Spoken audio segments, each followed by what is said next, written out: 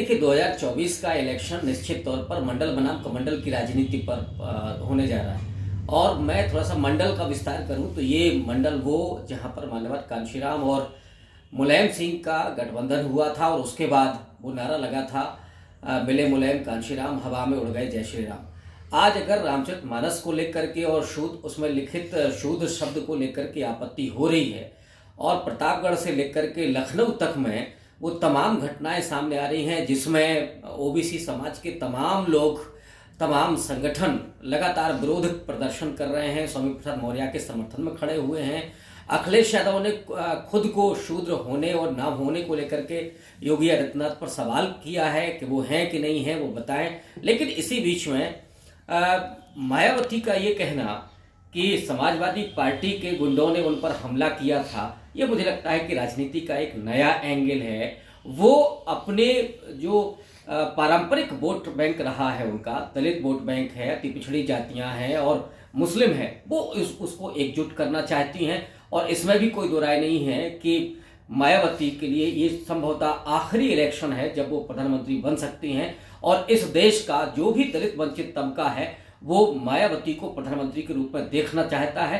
तो उसकी भी संवेदनशीलताएं, उसकी भी शुभकामनाएं मायावती जी के साथ होंगी और इसीलिए मायावती अपने आप को सक्रिय दिखाते हुए इस तरह की गोलबंदी करने की कोशिश कर रही है। देखिए मायावती ने आज जिस बात को कहा है कि जो तमाम बहुजन संत होते, जो महापुरुष थे, उनका सम्मान निश्चित तौर पर कांग्रेस बीएसपी ने किया, कांशीराम साहब के आंदोलन में हुआ है, उन्होंने ही वो आइकॉन खड़े किए थे। और जो दलित वंचित तबका था, जो कमजोर तबका था, ओबीसी था, मुस्लिम था, वो सबको जोड़ करके बीएसपी ने एक बड़ी राजनीति खड़ी की थी। लेकिन दुर्भाग्य से आज जो हिंदू राष्ट्र का सपना पाले हुए लोग बैठे हैं सत्ता में, वे इस देश में दलितों, पिछड़ों, आदिवासियों और महिलाओं को गुलाम बनाने पर आमादा हैं।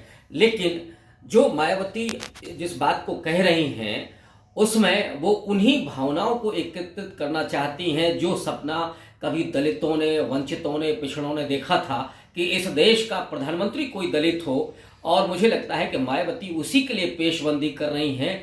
और ये संभावना है कि अगर विपक्ष की सरकार बनती है और उसमें मायावती को ठीक ठाक सीटें मिलती हैं तो उसमें वो तुरुप का इक्का साबित हो सकती हैं, उनको ये मौका मिल सकता है। और ये मौका इसलिए भी मिल सकता है कि हिंदुत्व की राजनीति को अगर कोई ठीक ढंग से सबक सिखा सकता है तो वो बीएसपी की या बहुजन की जो राजनीति है, सामाजिक न्याय की राजनीति है, वही कर सकती है।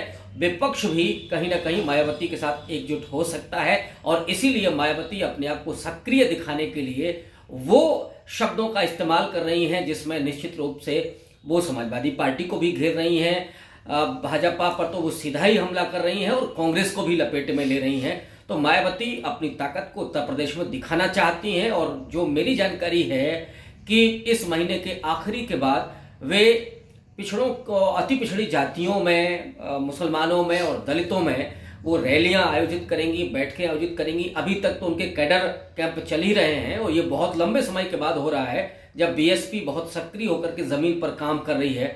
लेकिन देखने वाली बात ये होगी कि आने वाले समय में बीएसपी कितना मजबूती के साथ अपने आप को खड़ा कर पाती है।